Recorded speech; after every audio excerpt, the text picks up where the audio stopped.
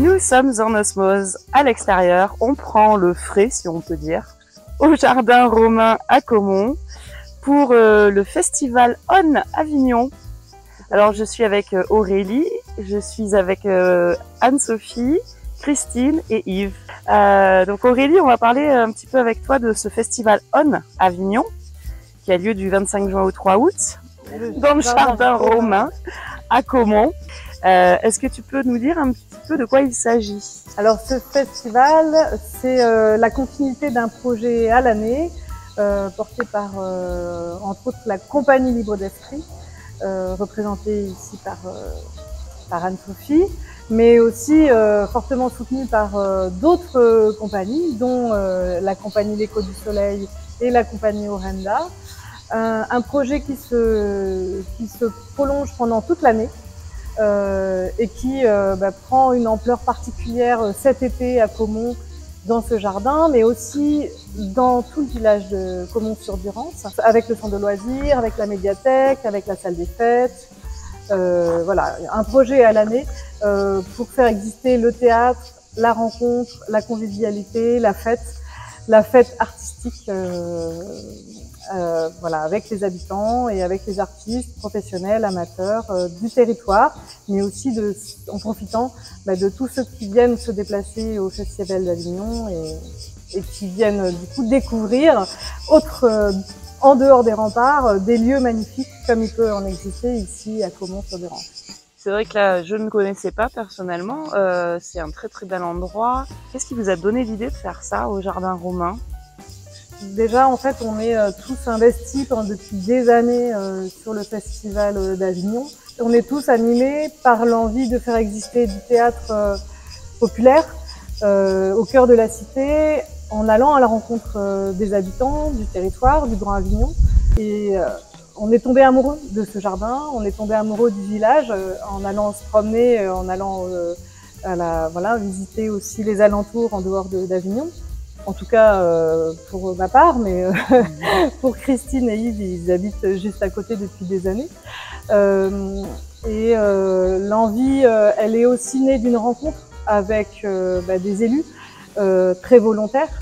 Le maire de Caumont, Monsieur Morel, qui est par ailleurs vice-président en charge de la culture du Grand Avignon, et donc Henri Garcia, qui est l'élu à la culture ici, et qui sont aussi portés par cette envie de relever des défis.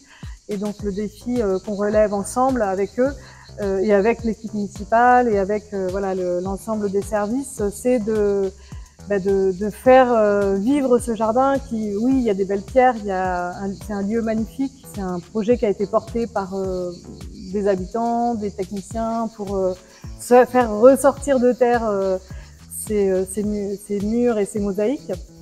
Mais voilà, il faut aussi faire vivre ce patrimoine. Et pour le faire vivre et faire exister de la rencontre, voilà, le théâtre, c'est la source.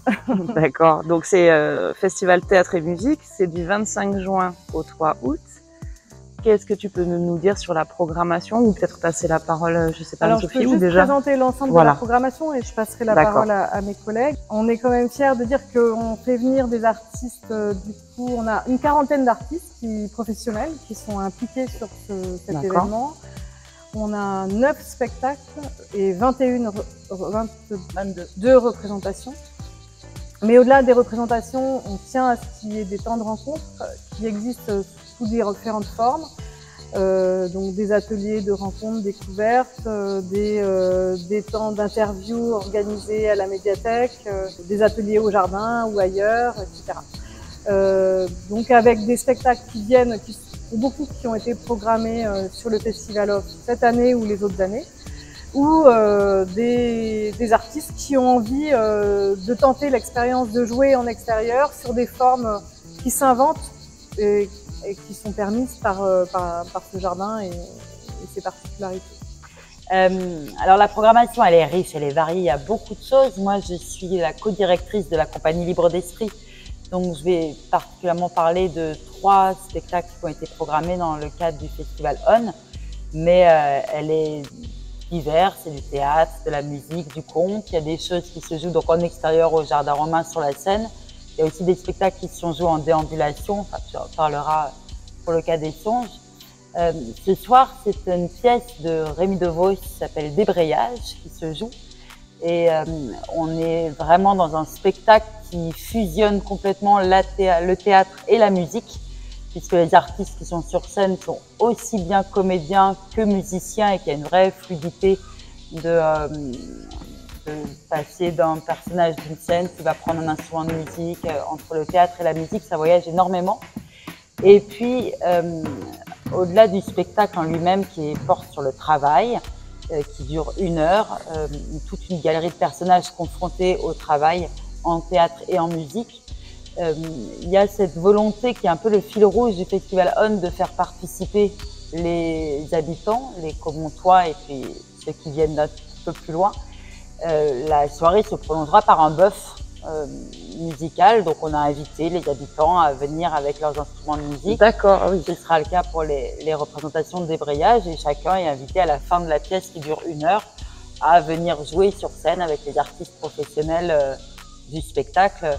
C'est vraiment un ADN de ce Festival On de faire participer les habitants. C'est le cas dans ce que expliquait Aurélie avec les ateliers. Mais ça trouve aussi sa forme parfois pour les spectacles, dans des prolongements des spectacles. Il y a des scènes ouvertes également qui sont proposées avant les spectacles du soir au Jardin Romain. La scène a été construite avec des bénévoles, des Commontois qui sont venus nous aider pour faire exister ce beau plateau, pour faire exister des scènes avec des grands groupes. C'est vraiment un projet participatif. Absolument, où les habitants prennent une part vraiment active, aussi bien artistiquement, parce qu'ils s'emparent de la scène, des scènes ouvertes, lors des ateliers, ils montent sur scène. Ils peuvent aussi voir un petit peu la régie, comment ça se passe, l'installation pour faire un lieu de spectacle dans un jardin romain. Mais dans la logistique également, on a vraiment une équipe d'ambassadeurs qui nous sont fidèles et qui nous permettent de réaliser le projet. Comment ça se passe si on veut justement venir faire, alors soit peut-être aider, contribuer toute l'année, mais là par exemple, je pense plus spécifiquement quand tu parles de bœuf à la fin du spectacle ou d'improvisation, enfin de scène ouverte. Comment ça se passe? Il faut appeler un numéro? D'abord, vous êtes les bienvenus. Il faut pas hésiter. Souvent, c'est le premier pas qui est le plus difficile à faire, mais vous êtes les bienvenus. Il y a un numéro de téléphone. D'accord. Il y a toutes les informations sur ce Festival On. Elles sont en ligne sur le site de Motra. Elles sont également relayées sur les réseaux sociaux. Et sur le site de la mairie. J'ai parlé un petit peu de débrayage. Donc, Rémi Devos, le travail, théâtre, musique, une galerie de personnages avec un bœuf après. C'est aujourd'hui, le 26 juillet. C'est également le 30 juillet et le 3 août. Ce sera avec ce spectacle qu'on clôturera ce Festival On. Et pour ces 3 représentations, c'est à 21h30 au Jardin Romain. Une autre pièce dans un univers complètement différent qui est porté par la Compagnie Libre d'Esprit et par la coopérative Motra. Il s'agit d'Au cœur de l'enfer. C'est une pièce d'un auteur kosovar contemporain qui s'appelle Nino Noskin. Et c'est un auteur vivant, avec une écriture et un univers original et particulier. Il y a peu de mots, c'est pas peu bavard.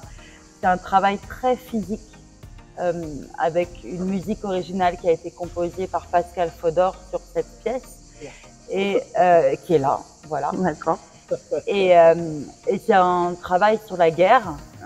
C'est l'amorce d'un triptyque que la compagnie propose sur la guerre, ses prémices, le cœur de la guerre, le cœur de l'enfer, c'est le 2e volet de ce triptyque sur la guerre. Puis il y aura un 3e volet qu'on vous présentera, j'espère, l'année prochaine, qui s'appellera Mes démons. Et c'est un travail très physique, très visuel, tout en musique, sur l'inconscient des traumas de la guerre. Sachant qu'on n'est pas du tout dans quelque chose qui donne des réponses, mais vraiment dans un travail qui questionne et qui interroge. Donc ça, c'est Au cœur de l'enfer. Et les dates prochaines à venir, Au cœur de l'enfer, lui, s'est joué au Festival d'Avignon cette année, à la Chapelle des Italiens. Mais pour les dates du On, ça ne sert à rien de dire celles qui sont passées, donc je vais parler de celles du 28 et du 31 juillet, à 21h40. Et puis pour un petit flashback aussi, une autre pièce de la Compagnie Libre d'Esprit qui avait été présentée parce que dans notre lieu, c'est la salle Roger Orlando à Caumont-sur-Dorance parce qu'on voilà, on investit. Ah, il n'y a pas que le jardin romain. Voilà, il n'y a pas que le jardin romain également pour les lieux du spectacle. On avait également, la Compagnie Libre d'Esprit, une pièce sur le harcèlement scolaire notamment, qu'on a pu présenter aux jeunes et aux moins jeunes en matinée à 11h du matin. C'est Flashman, c'est ça? Flashman, voilà. Peut-être pour l'année prochaine. Voilà, je passe la parole à mes collègues pour les autres spectacles. Ok, donc on va discuter avec Christine. Donc Christine, oui. Que peux-tu nous dire de toi? Qui es-tu, Christine? Oh là, Combien de temps on a? oh là là là. Qui es-tu aujourd'hui à Caumont, en ce jardin romain déjà? Je suis comédienne conteuse, comme j'aime bien dire aussi, parce que moi j'aime beaucoup les contes. Ça vient parler à tout un chacun, ça vient réveiller plein de choses à l'intérieur de nous, des mémoires ancestrales. Et ça vraiment c'est ce qui moi me plaît beaucoup. Et là à Caumont, dans ce jardin qui est magnifique, je me suis dit tiens, ça serait bien si on allait faire un petit tour de nuit dans le jardin. Donc faire une petite déambulation nocturne. Nocturne. C'est dans le noir. La nuit, on se dit bon, on va rester dans de l'onirique. Ouais. Donc une petite rêverie déambulatoire. Et comme dans toute rêverie, il y a des choses absurdes, des choses qui passent par plein d'actions différentes, de choses incongrues. Et pour tout ça, j'ai pris plusieurs auteurs. On a notamment comment il s'appelle de nouveau? Shakespeare, mon Dieu, William Shakespeare.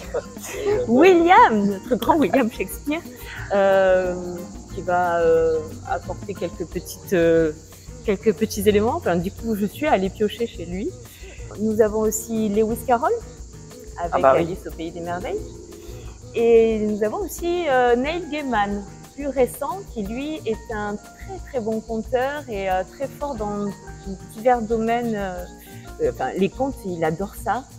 William Shakespeare aussi. Et William Shakespeare, oui. Enfin voilà, et c'est vraiment un auteur qui est très plaisant à lire et qui est souvent porté à l'écran maintenant et qui est encore vivant d'ailleurs. Ok, j'allais dire qu'il est contemporain pour le coup, complètement contrairement à Lewis Carroll. Et... si vous connaissez la série Sandman, c'est lui. Et en fait, l'idée de cette déambulation, c'était vraiment d'avoir quelque chose de familial. Ok. Y compris dans les scénettes, ça va parler un petit peu à tout le monde. Il y a plusieurs, comme pour les contes, comme pour tout degré de lecture. Et voilà, et chacun, j'espère, ressortira avec déjà des étoiles dans les yeux, ça serait chouette, vraiment.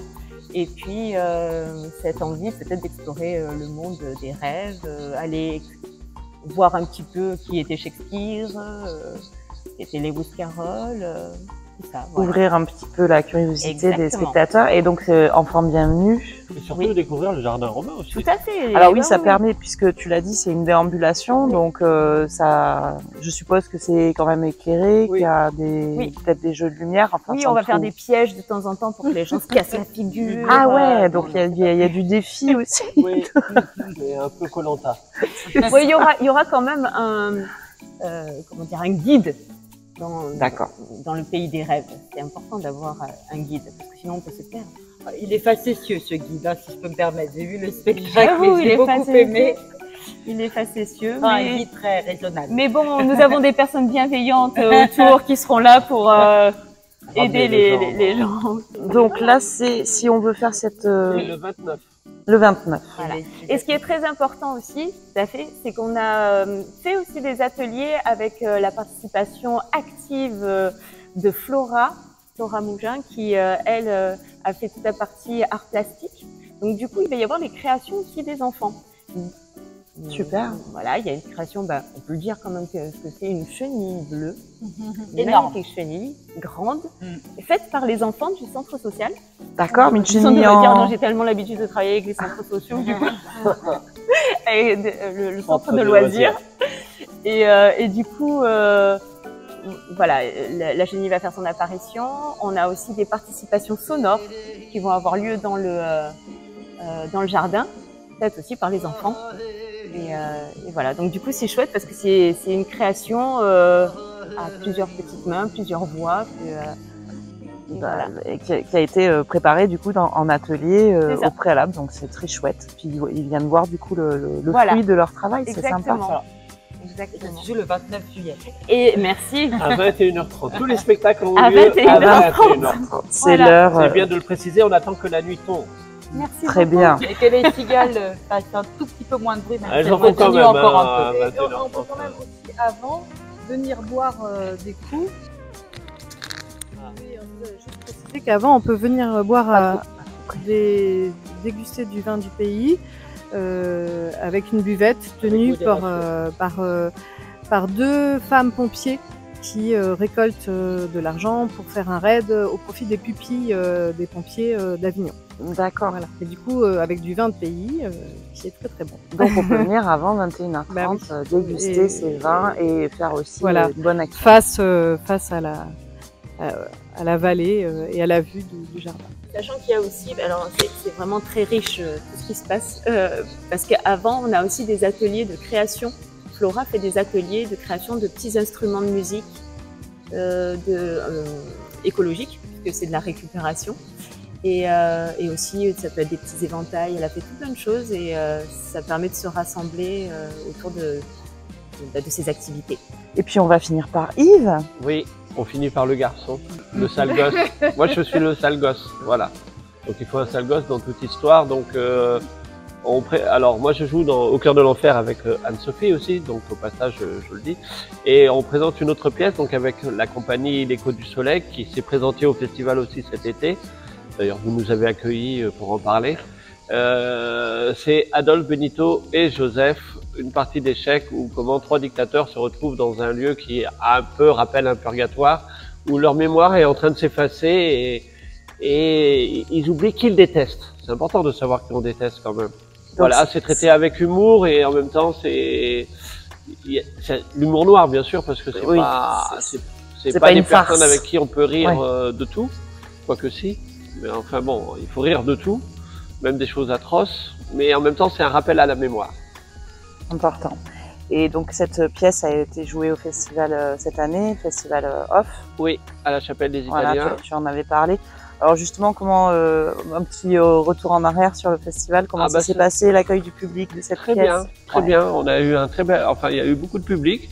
Bah, c'est une pièce, ça en a dérangé certains, hein, parce que le ton qui est donné ne peut pas plaire à tout le monde, mais une pièce ne doit pas plaire à tout le monde, je ne pense pas.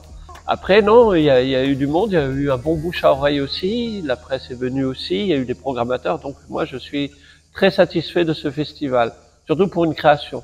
C'est bien parce qu'il y a vraiment eu tout niveau d'âge, et moi j'aime bien les pièces qui peuvent réunir l'ensemble générationnel, où les anciens peuvent parler justement avec les jeunes de ce temps-là qu'ils n'ont pas connu, et où les jeunes découvrent aussi des choses. Ce qui était très amusant quand je distribuais le tract, c'est que souvent les gens reconnaissaient Adolphe, mais les deux autres, plus de mal. Oui, et surtout Benito. Benito, il y en a beaucoup qui m'ont dit que c'était Poutine. Ah oui, Poutine, il faudra que je regarde à nouveau le tract parce que... Mais parce qu'il est chauve. Oui, il y en avait qui ne savaient pas qui était Joseph Staline. Adolf Hitler, tout le monde le connaît, mais les deux autres sont moins connus, alors que... Déficit d'image. Bah, c'est l'histoire aussi, la mémoire de l'histoire. Alors, bonne question. Alors, je la répète, celle d'Aurélie, pourquoi tu n'as pas mis Franco? Alors, c'est simple, c'est parce que ces trois-là ont beaucoup de points communs qui n'ont rien à voir avec Franco. Voilà. Donc déjà, les trois sont issus de milieux défavorisés, ce qui n'est pas le cas de Franco. Les trois avaient des pères alcooliques. D'accord. Donc ils ont beaucoup de points communs et puis les trois étaient... C'est dans même trois formes... Enfin, Benito, c'est celui qui a créé le fascisme, vraiment, en reprenant César, en reprenant... enfin, moi je dirais plus Sylla que César, mais bon, dans la forme. Et après, Staline et Hitler, ce sont deux formes de fascisme. Le fascisme de droite et le fascisme de gauche. Voilà. Ce qui est très chouette quand même avec ce spectacle et avec les autres spectacles, c'est de pouvoir débattre après. Il y a des gens qui ont quand même envie de discuter. Et il y a cette possibilité-là. Qu'on a moins au festival, même si moi j'aime bien prendre le temps de discuter avec le public. C'est vrai que du coup, au festival, t'es contraint par le temps parce qu'il faut désinstaller. Nanana, Alors à la Chapelle, on est tranquille quand même. Ah oui. On a une demi-heure entre chaque spectacle. Ah oui, oui, Donc effectivement. ça va, on a le temps de Mais désinstaller. le public va avoir envie Mais de courir le voir problème, c'est le public spectacle. qui court C'est vrai. d'un lieu à l'autre et qui ne prend plus le temps, lui, C'est de s'arrêter pour discuter avec les artistes. Donc C'est là, dommage. Alors ici, là, il peut le faire, donc on en profite aussi. tout à fait. Donc là, au Jardin Romain, décidément, au Jardin Romain, on prend le temps de regarder des beaux spectacles Voilà. D'en et discuter. d'échanger après, de boire un verre aussi, de déambuler et un beau programme pour se rencontrer aussi. Oui, c'est un peu le but de ce festival, je crois, de créer des rencontres et d'échanger. L'échange, c'est important. Merci beaucoup Ben, pour merci à cet entretien très intéressant qui montre combien il se passe des choses dans le Vaucluse, des choses intéressantes, des choses engagées. Merci, oui, oui, oui. merci infiniment. Ben, on va... Merci à Osmose de on va relayer essayer- toutes ces initiatives. Voilà. Merci. Merci. Merci.